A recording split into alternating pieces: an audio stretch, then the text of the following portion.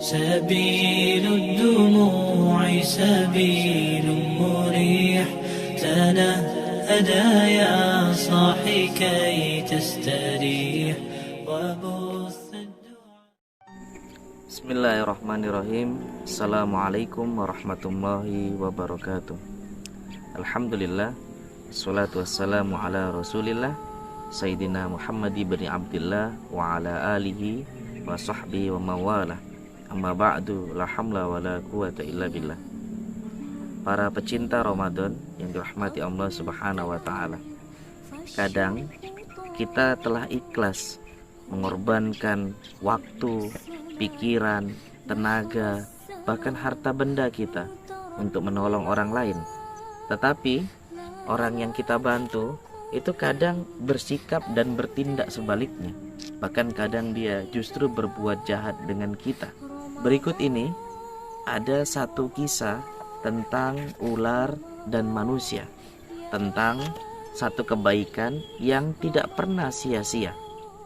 Sebuah kisah ini pernah disampaikan oleh Syekh Ahmad bin Hijazi Al-Fashani dalam kitabnya Al-Majalisus Saniyah. Al-Kisah, ada seorang laki-laki bernama Muhammad bin Hamir yang dia itu merupakan ahlul ibadah. Siang harinya dia berpuasa, malam harinya dia mengerjakan qiyamul lail.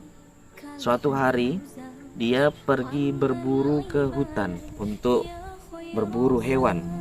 Di tengah perjalanan dalam usahanya untuk berburu, ada ular yang menghalangi jalannya. Seolah-olah ular itu menghadang perjalanannya. Lalu kemudian terjadilah dialog antara Muhammad ibnu Hamir dengan ular ini. Ular ini kemudian berbicara kepadanya, seolah-olah kemudian dia mengatakan, "Hai Muhammad, tolong selamatkan diriku." Maka Ibnu Hamir mengatakan, "Dari siapa?" Maka ular ini menjawab, "Dari musuhku. Dia hendak berbuat jahat kepadaku." Kemudian Ibnu Hamir kembali bertanya, "Musuhmu siapa?" Si ular menjawab, "Musuhku ada di belakangku." Kemudian Ibnu Hamir kembali bertanya kepadanya, "Kamu dari golongan siapa?" Maka ular itu menjawab, "Saya dari umat Nabi Muhammad SAW." Seketika karena si ular pengen mendapatkan bantuan dari Ibnu Hamir, maka dia membuka selendangnya dan berkata, "Wahai ular, masuklah ke dalam selendangku." Kemudian si ular berkata, "Kalau saya masuk ke selendangmu, maka nanti musuhku akan tahu." "Lalu apa yang aku lakukan?" kata Ibnu Hamir. "Begini saja, kalau kamu orang baik, hendak menolongku, buka mulutmu," kata si ular. "Kemudian aku akan masuk ke dalam mulutmu, bersembunyi di situ."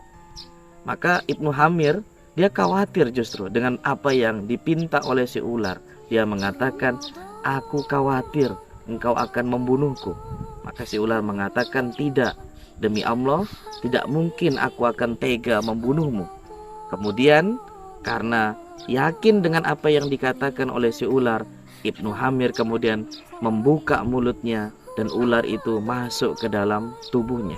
Setelah itu kemudian Ibnu Hamir meneruskan perjalanannya. Dia berpapasan dengan orang yang membawa parang, yang ternyata orang inilah yang dimaksud dengan musuh oleh si ular dan hendak mencari si ular tersebut.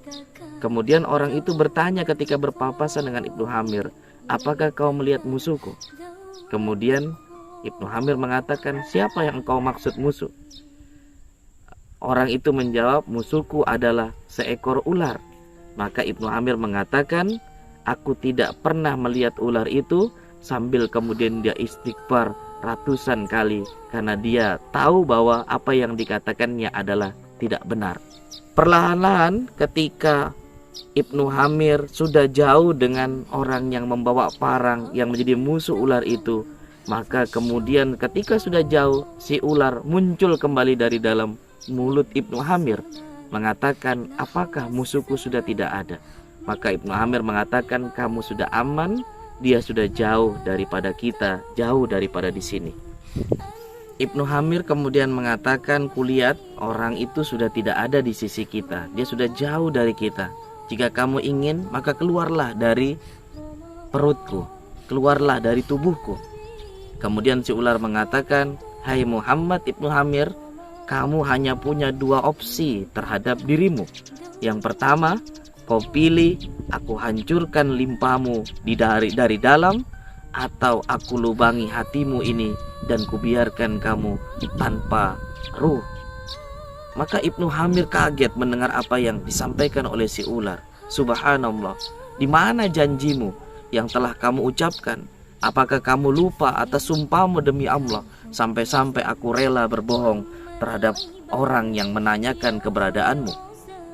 Maka si ular kemudian mengeluarkan tabiat aslinya dengan mengatakan, apakah kamu lupa tentang permusuhan abadi aku dengan kakek moyangmu dulu, Adam alaihissalam? Dia aku keluarkan dari surga. Sesungguhnya engkau telah melakukan satu perbuatan baik, kata ular itu, kepada orang yang tidak pantas kamu melakukan kebaikan sedikit pun.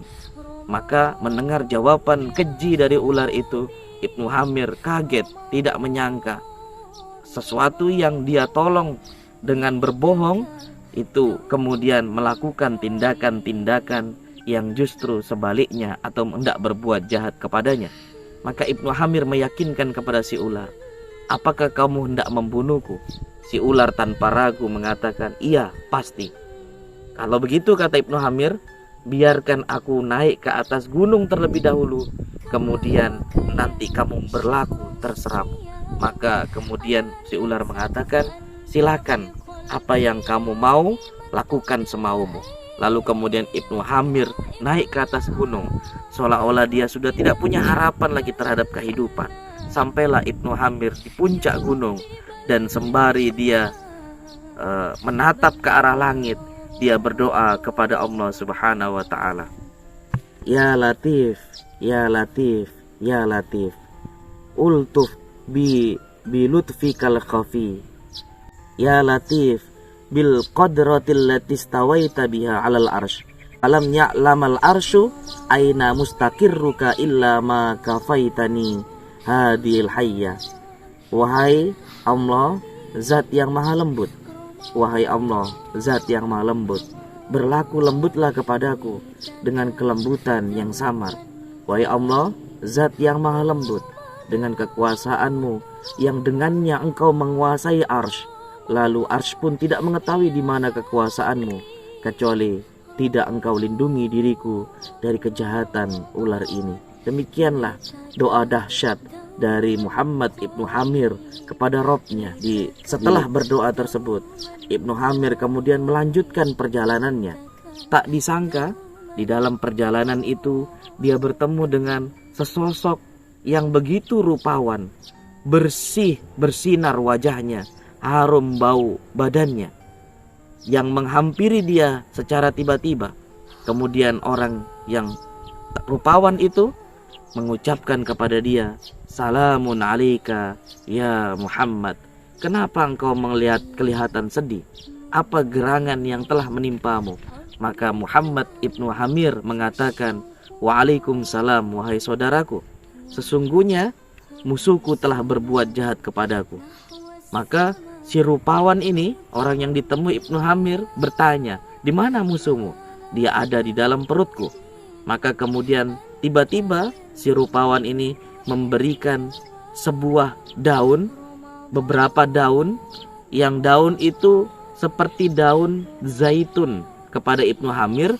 Kemudian dia mengatakan, makanlah, kunyahlah, kemudian setelah itu telanlah.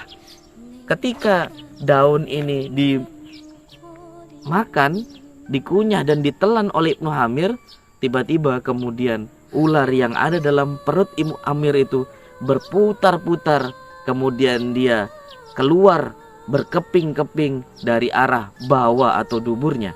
Menyaksikan apa yang terjadi dari ular itu, maka Ibnu Hamir kemudian memegang baju si rupawan dan bertanya, siapakah engkau ini? Engkau datang seolah-olah menjadi perantara penyelamatan Allah terhadap diriku. Maka Si rupawan ini bertanya, apakah kamu tidak kenal aku, hai Muhammad? Si rupawan sebelumnya kemudian tersenyum dan tertawa melihat atau menyaksikan ketidaktahuan Ibnu Hamir. Ibnu Hamir mengatakan belum. Si rupawan mengatakan dia mengerti bahwa ketidaktahuan Ibnu Hamir itu karena memang dia tidak tahu hakikat dirinya.